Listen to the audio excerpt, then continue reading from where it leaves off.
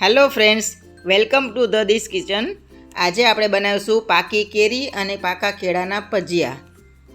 એના માટે પહેલાં આપણે સૌથી પહેલાં બેસન લેશું. તેમાં બધા મસાલા રેગ્યુલર મસાલા કરીને હિંગ, મરચું, મીઠું, વાટેલા આદુ મરચાં નાખી અને બેટર રેડી કરશું. બેટર થોડું થીક રાખવાનું.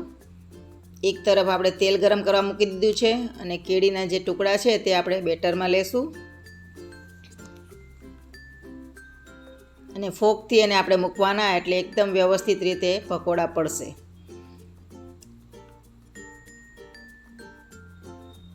સૌથી પહેલાં આપણે આ કેરીના પકોડા મૂક્યા છે.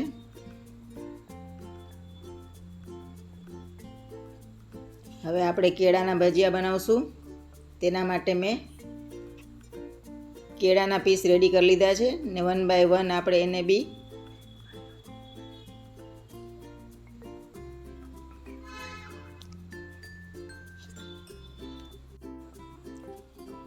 હવે આપણે એને બરાબર રીતે ડીપ ફ્રાય કરી લેશું.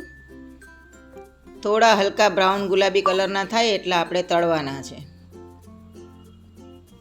તળાઈ જાય એટલે આપણે એને પેપર નેપકિન પર લઈ લેશું.